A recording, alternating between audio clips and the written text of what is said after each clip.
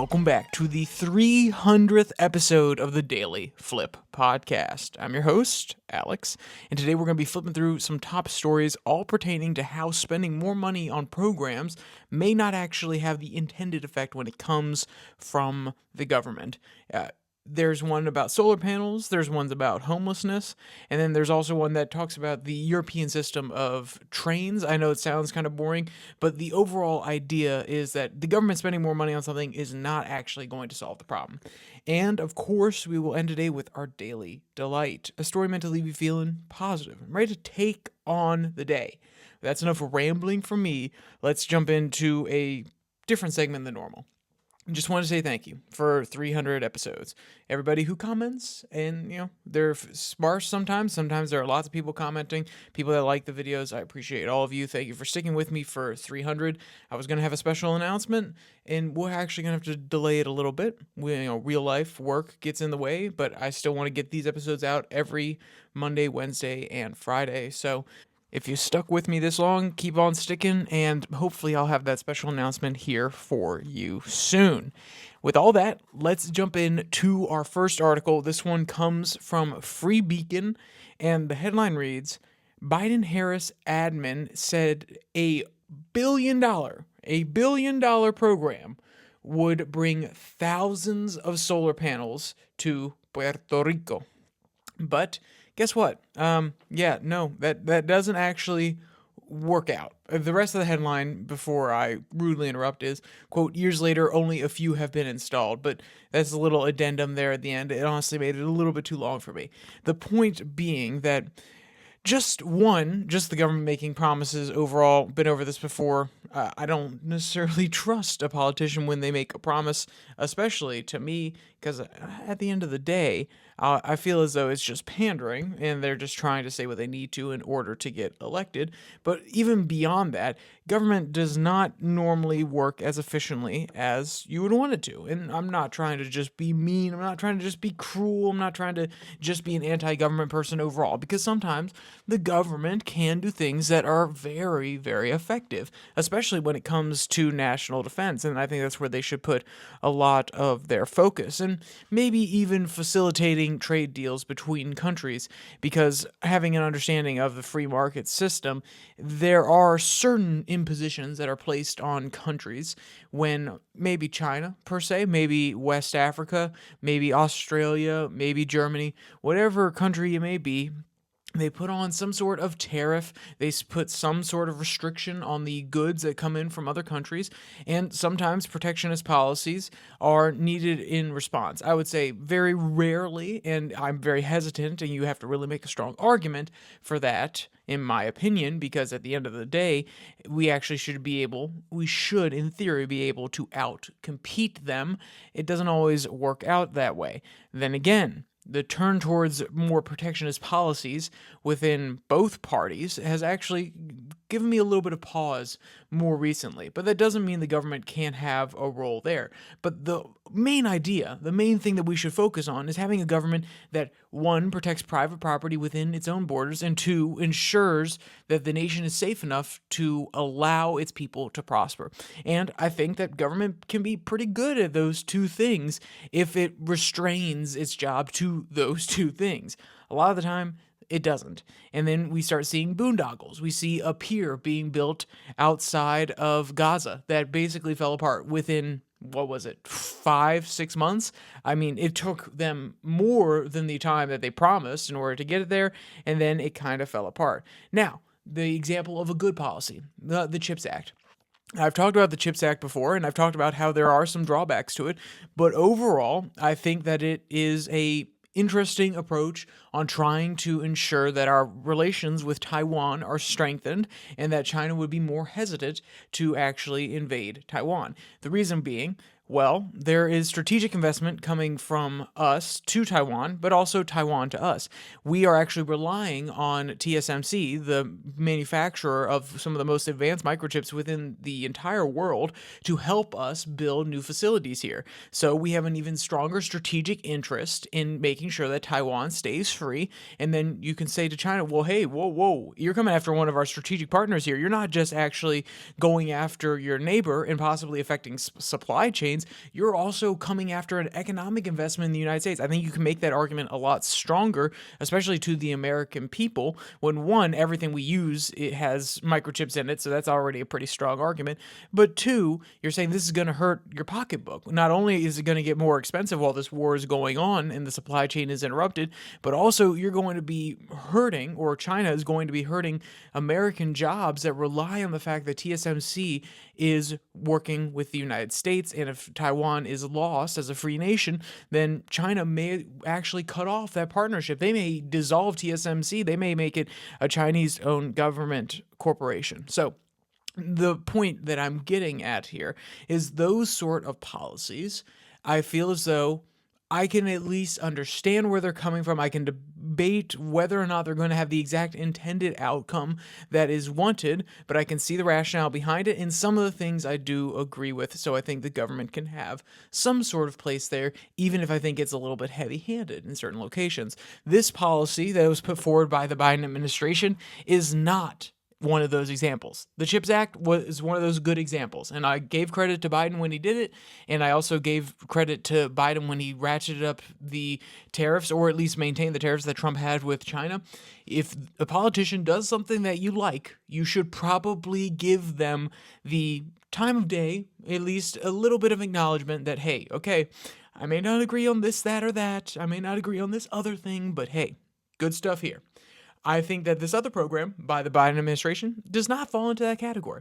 Quote, the Biden-Harris administration has for years vowed to deploy thousands of solar panels to stabilize Puerto Rico's power grid amid regular blackouts, government mismanagement, and ever-increasing residential electricity rates.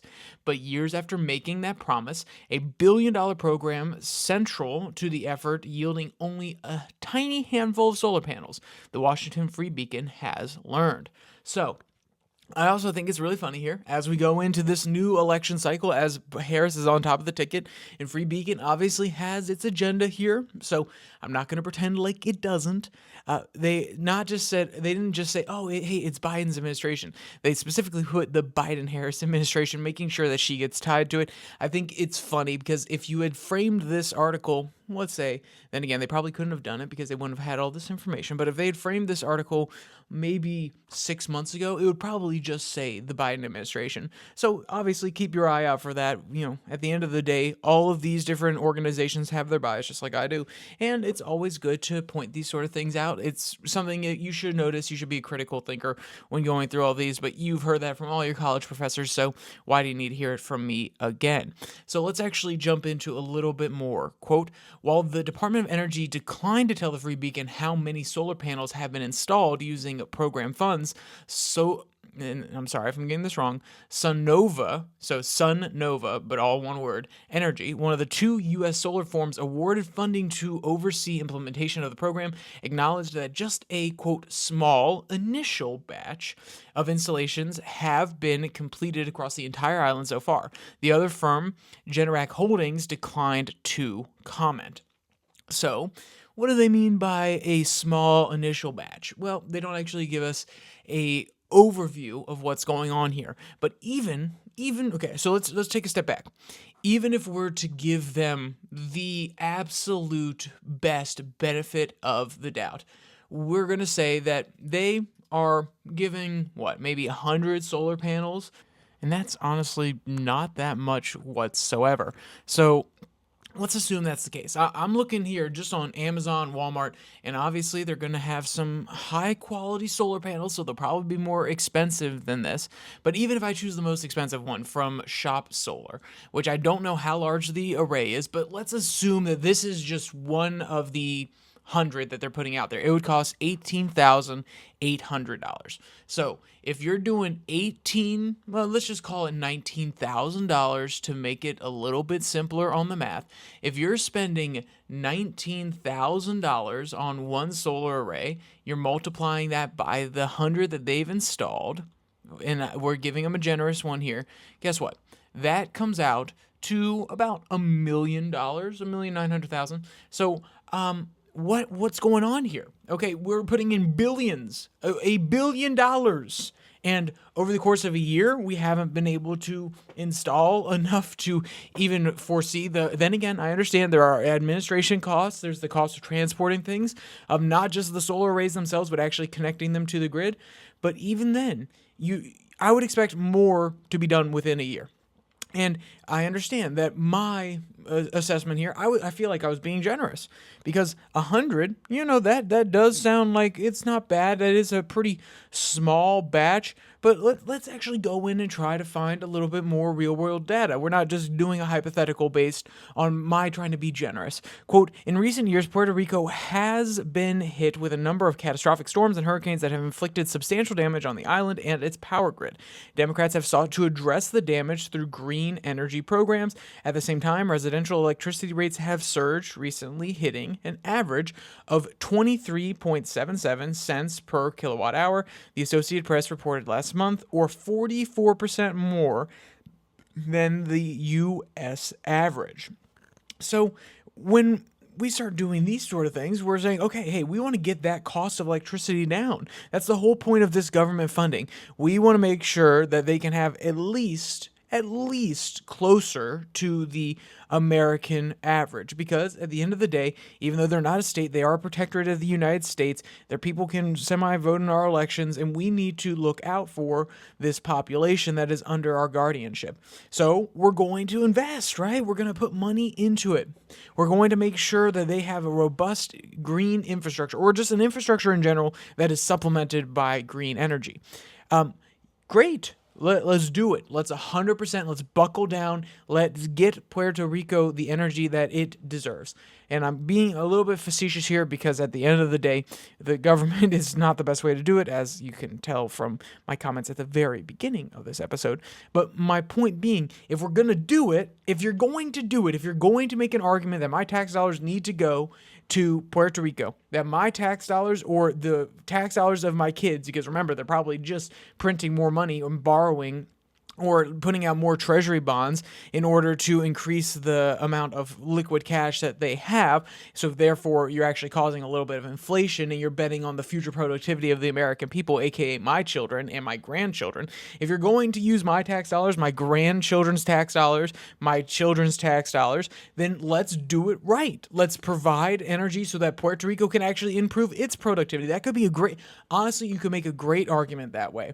Even if I wouldn't 100% agree with it, I would at least understand where you're coming from, which is we want to bring Puerto Rico out of a place where they're being charged so much for electricity, so that they can have one of the most fundamental, most necessary pieces of the puzzle when it comes to moving beyond an emerging economy into a fully first world nation, which is low energy cost, easy access to energy and low energy costs. As you look at the amount of energy consumption across the world, and then you compare it to rates of development, you'll notice that the more developed countries and the countries that are developing faster have more easy access to energy, and they consume more of it, which means they can do more things. Guess what? If you have to do a hand crank in order to mill all of your food versus using an electronic machine or even a steam-powered machine, because that's still energy consumption, that can mill that food for you, guess what? That frees up your hands to go do something else, to allow that machine to do its own thing.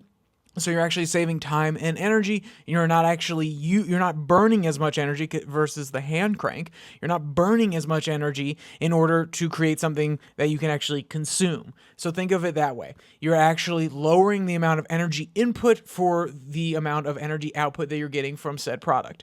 And I know that probably seems like it's out of nowhere, but my point being overall that you could make that strong argument that we're trying to bring Puerto Rico up into the next level of the economic stratum by providing them with more electricity, more stable electricity, trying to rebuild their power grid so that they are able to prosper and have a more productive economy. You could make that argument. But when you are telling me that we're going to spend billions, and that those billions have not been utilized properly to even install the green technology, which is very volatile, especially when you're in a very stormy region. Guess what? When there's a hurricane, the solar panels, they're not going to be collecting electricity. They're not going to be collecting solar rays. They're not going to be evil. Even if we go with a really simple array system like we have in some of the New Mexico and Arizona deserts within the United States, where we actually reflect the sun. It's not so much about collecting using photovoltaic cells to collect it. It's actually about using mirrors to point the sun at a giant pot of water in the center and boil it and create steam. Then even any of those systems are not going to work during rainy season. They're not going to work during a hurricane, which is one of the whole points here. They have faced lots of blackouts, not just during hurricane season, but especially during these hard times, and they are trying to ensure that they have more stable production of energy. And guess what? If you have a system that can't actually collect energy during those hard times, then what is it actually doing? Now, I understand there's more that goes into it. It's about building out the grid as well. But when you're saying that $1 billion is going into this, so millions of dollars, $1 billion is going into this project, and you can only say, oh, well, we have a few arrays across the island. Oh, we've built it out just a little bit. One of the main firms is not commenting because, let's be clear, this is speculation now. I'm going to move from facts to speculation. They're not commenting because they haven't got anything done. You really strain the people's imagination. You sit there and say, what are they doing with my money? Well, I can't even pretend to truly understand, to come up with a hypothetical where this is a good situation for the taxpayers and also for the people of Puerto Rico. It is lip service. You are saying you're going to do something, you're saying you're going to spend more money here, and you're not actually doing it efficiently. So that's example number one of government spending not being able to solve the issue. So then what's example number two? And this one, I'll be honest, is a little bit more of a stretch. The article comes from Common Dreams. Headline reads, U.S. Supreme Court justices should be deadly ashamed for what they have done to homeless people. And you're probably thinking, Alex, how are you gonna talk about the fact that the U.S. is spending money pointlessly, or the government specifically is spending money pointlessly on homelessness with an article just like this? And it is because I want to actually highlight what this article lacks. This article is a pure empathetic appeal, and I am going to read from it, and that doesn't mean my heartstrings do not feel for this person, but there's certain elements that are extremely lacking here, and also across a lot of different media outlets when I tried to look up information about homelessness. So, quote, I know what it's like to be without a place to call home. In the years before the pandemic, my husband and I were working hard to buy a house for our children and the animals we rescued. I'd overcome an opioid addiction, we had a small business, and were starting to achieve our dreams. But when the pandemic hit, we lost our business, and our debts quickly mounted. We nearly completed the purchase of our house that we'd been renting, but we lacked the money to transfer the deed. The owner of the deed decided to evict us. So it's terrible. It's absolutely heart-wrenching that you've worked so hard to get somewhere, and right there at the end, a thing that you can't necessarily control, that is completely outside of your guys. Oh, yeah. I have all my entire life within my hands. And let's be clear, I still believe that you can make a lot of choices in life and you can have your life in your hands for the most part. But something like the pandemic is something that comes completely out of nowhere. Sometimes God throws a wrench into the mix, and it is not your fault that things don't work out for you. So it is a heart-wrenching story when you hear that a family, not just one woman, not just one man, not just a single individual, but a family was put out on the streets, that they had to live in a tent during this time period until they were able to actually scrounge a little bit of money together. They were able to convince the person to lower the cost of transferring the deed. And guess what? They got out of homelessness. But you know what they don't mention in here? How the government assistance actually helped them besides SNAP. They talk about SNAP and how it provided a little bit of assistance, but they said that the government spending on, and also the state spending on homelessness didn't actually help. They weren't able to actually get a shelter. They had to live in a tent. They couldn't have their animals at a shelter, which I think is fair enough. If everybody brought in their animals to a shelter, it would be extremely crazy. Some of them are run by churches, and they don't want to have to worry about that extra cost. They want to worry about protecting the people and not necessarily the animals that come along with it. But they don't mention here how the programs that the government puts forward and the state put forward actually help them besides SNAP. They basically lambast them and say they're not doing enough. And I think that's very, very interesting because they also don't talk, they just use the appeal to empathy. They just go on and say, this is absolutely terrible. Guess what? Through their own initiatives, through their own hard work, they were able to, she actually finished her master's degree and they were able to get enough money to buy the house that they had been renting for a long time and get their kids back into it. It's terrible that their kids went through some mental trauma, that they went through a hard time, that they had to live on the streets in a tent, basically. But also the hard work, the determination of the people, of the individuals, with a little bit of SNAP assistance here and there, got them through it.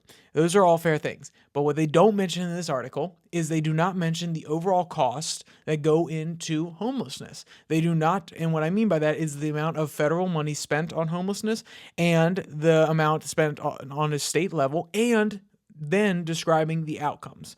So you may be thinking, well, Alex, I mean, we can easily look it up. Yeah, we easily can look it up. I believe the budget this year that Mr. Biden had put together and this is this financial year, so this is 2024, and also projecting into 2025.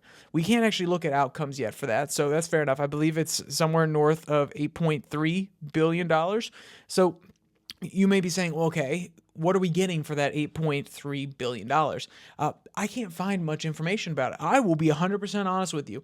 Every single time I look up, okay, costs of homelessness, I get the social costs of having homeless people in the community. I do not get a breakdown of how much we are actually spending per person. I do not get a breakdown of how much we are spending within certain states. I'm getting very little information here.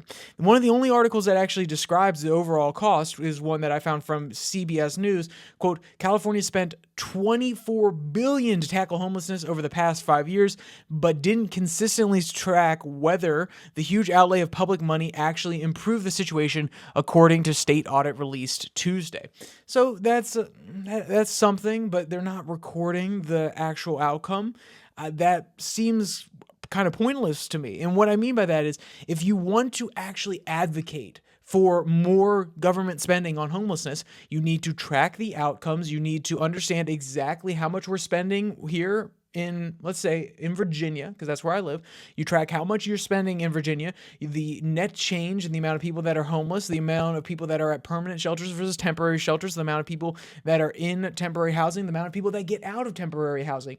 If you actually want to justify this, then give me the data. I have not been able to find updated data. Of course, there are old breakdown scholarly articles that are from a longer time ago, but I am not seeing any present data. There was one where I looked at a brief chart about the spending in San Francisco specifically, and guess what? As spending has gone up, the homeless population has continued to go up. So spending more money, and I understand that I'm actually working in a world here where they don't have information for me. They do not have data for me, but I think it's actually emblematic when every single article, every single place I go to keeps talking about how we need to spend more on homelessness, how we actually will reduce the amount we're spending on the average homelessness person if we're able to build more housing, so on and so forth. We're actually going to decrease the tax burden for the taxpayers when we address these homelessness issues.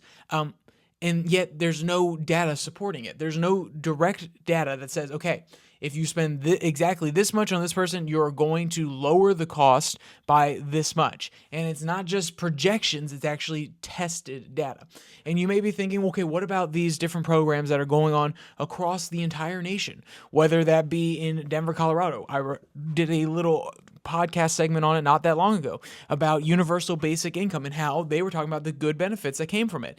Yes, but also remember when we were talking about that one, how many people would actually survive without the universal basic income? How many of them would be able to go on without it in the future? I know that the number is not over 50%, but I don't remember exactly off the top of my head. But the point being, if you want more detail, go back and listen to that one specifically, that when you have these sort of programs, when you're spending on homelessness, when you're giving universal basic income, the goal should not be to just give out the money and have people continue to live off of it. Because guess what? If you're injecting an extra $1,000 into people's pockets every single week, and let's just assume that it's going to be the bottom 25% of the population, you're still going to see extra spending because guess what? They have more money. So they're going to go out, they're going to go to Walmart and they're going to say, okay, hey, I can buy that nice meat now, or I can even buy that budget meat. Guess what's going to happen to the cost of that meat? Because the supply is basically fixed, it's not going to change at least immediately, and the demand is going to rise because more people have money. Guess what? The price is going to go up. We're going to see inflation, which means that we're actually just infusing the economy with more money and we're causing prices to go up. But even if we don't look that way, I want to take the broader view, which is where I was trying to go with it at the very beginning here before I got lost on the inflation train. The whole point of these programs is to actually help people get out of the situation they are in, not create people who are fundamentally dependent on the money coming from the government. At least that's how I see it. That's how I would want to have welfare systems. If we have means-tested welfare systems like Bill Clinton's, where after 2 years, if you're not able to get off of it, if you're not proving that you're applying for jobs, that you have some sort of stable income, then we're going to have to take a serious look. We're going to have to say, no, I don't see you trying to aid yourself. These sort of systems that are meant to give people a leg up, and even then, I still have a hard time with just handing out money to people from the government in general. But if I'm going to do a bargain with somebody who is fundamentally on the side of giving out money to certain segments of the population, then I'm going to have to include some sort of means testing, some sort of hard line where after this point, we have given you as many chances as possible. You obviously don't want to help yourself. And I know that sounds really, really harsh, but I've said this since I was probably 18, even before that, honestly. With some of my friends, I have said to them, I can only help you so much. I can only help you if you want to be helped. If you are not willing to help yourself, take yourself seriously enough to actually address some of these things going on in your life, then I don't know how I can help you. I can keep giving, and giving, but until you take on the responsibility, until you address your own issues, there's only so much I can do. And at that point, I'm not helping either of us. I'm actually using my own blood, sweat, and tears in order to help you out, and yet you don't want to change anything. You keep saying, oh, you need my help. That's great. I'll be there. But that doesn't mean that I'm going to endlessly give. I need you to show me some sort of change. And I have lost friends over this, and I'm going to be honest, it hasn't worked for everybody. I also have great friends who did start taking themselves seriously and who have gotten out of really tough situations. And after they did that, I've been with them, been there for them every step of the way, at least as much as I can be. Obviously, I'm not a perfect person. I'm not going to pretend like I am. But the idea that we just keep giving people more and more and more when they keep proving to us that they're not ready to take on the responsibility that we're asking them to when giving them these resources, that is a problem. And we need to address it on a, not just a federal level, but even on a state level, even on a local level. And when we start giving out money haplessly and we keep saying, oh, well, hey, it's going to solve these problems, and yet we have no data to support that. Every single piece of information that I've been able to find just keeps on claiming that homelessness is an epidemic, and yet they don't provide the data that shows these programs have a positive effect. Show me the data. You show me the data, I will have a very serious conversation with you about it. We'll go through the statistics, we'll break it down. If anybody has any of these resources, they have up-to-date information, they have the statistics that I'm not able to find. Let's be clear. I did about half a day of research on this. If you are able to find this information, and I mean up to date, I'm talking 2020 or further, or let's even be nice, we'll say 2016, because I understand that scholarly work takes some time. 2016 or further ahead, provide those resources to me in the comments. We'll have a conversation about it. But until this point, when everything I'm finding and searching is not providing a really specific breakdown of how this money is being spent and the positive impacts that are coming from it, you're going to have a hard time convincing me that spending more money on it is going to solve the issue. All right, so our last article comes from the New York Post. It's actually kind of more of a fun piece from the author, but the headline reads, "Don't romanticize Europe's crowded, tardy, unreliable, high-speed rail." And the reason I think this is funny, or the reason I wanted to bring this up specifically and why it is attached to these last two articles that I was doing commentary on, is because we know that the European system is meant to be very friendly to your neighbor. That's what Walz would say. That's what Vice President candidate Mr. Walz would say. It's not about socialism. One person's socialism is another person's neighborliness. Well, we know that Europe is so neighborly. Oh my gosh, they are the most neighborly people out there. They have all these different public transit systems. They're supposed to be beautiful. They're supposed to be well run. They're supposed to be on time. Well, the author likes to claim otherwise. They had multiple trains that they were going on throughout the course of this, and I just want to read one section for you. Quote, "Finally, we got going. But on the onboard screen, with no acknowledgement by train staff, informs us that our arrival will be 20 minutes late, then 30, then 40, then an hour and 5 minutes late, then 2 hours, then close to 2.5 hours. A 4-hour trip has turned into a nearly 7-hour odyssey. The only thing we get for this," an onboard cafe manager informs us, "is a free bottle water." And she goes on to talk about how this is not just, they're inept. It's also that the people in Europe are used to it, that they are willing to just accept the fact that it's going to be late. And it's actually interesting because I was watching a video recently, and this is not a political video, it was just a fun video where they had mentioned that Eurostar, one of the trains that are actually mentioned within this article, was delayed. And they kind of just accepted it. They didn't get outraged. They were just like, oh yeah, that is how it is. And the author goes on and says, in America, this would not fly. I think that they're right, which is, it probably wouldn't fly now, but give it enough time, give it enough slippage, give it enough delays and problems, people are willing to accept a lot, especially when it becomes the norm. So we have to make sure that we are keeping our standards high. We should not just randomly give out money to Puerto Rico and get no results for it. We should not randomly just give out money for homelessness programs and not see any benefits for it. If we just become complacent and okay with spending this money and not necessarily seeing results, and having delayed trains, and let's be clear, I understand the old adage, well, hey, the trains run on time. They talk about fascist societies.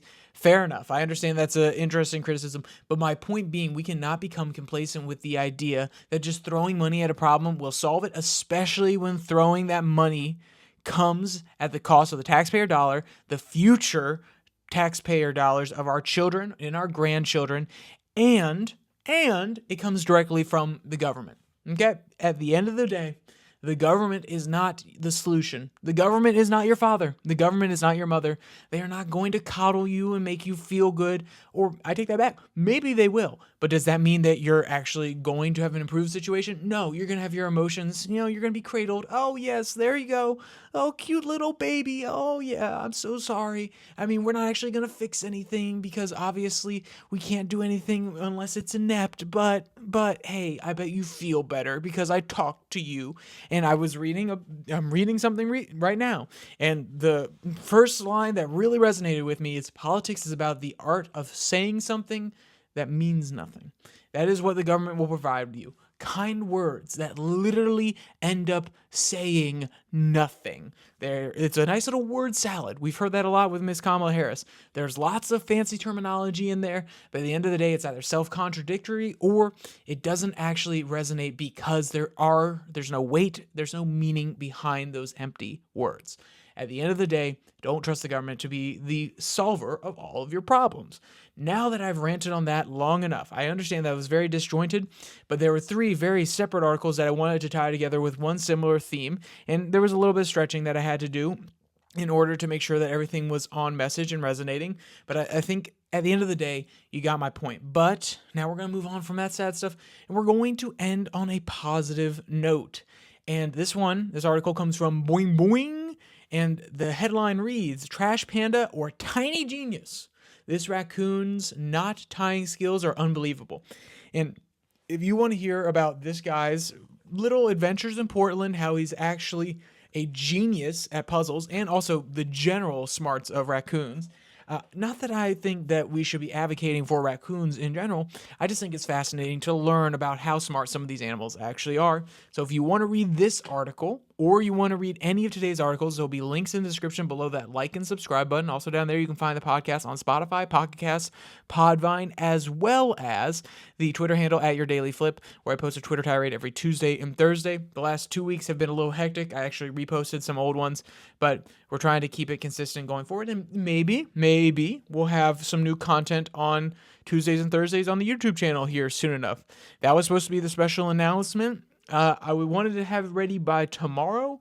I'm trying to get it in. I think it may be possible still, but I have to do a little bit of extra work on the back end, so it may be a little bit longer than just tomorrow. It may be Thursday, it may be next week, and making promises like that, we'll see. I want to get it out by tomorrow, so stay tuned. I'll make a special little community announcement if you're subscribed, but otherwise, you'll see it when you see it. All right. With all that said, there's only one more thing to say. Stay safe, don't die.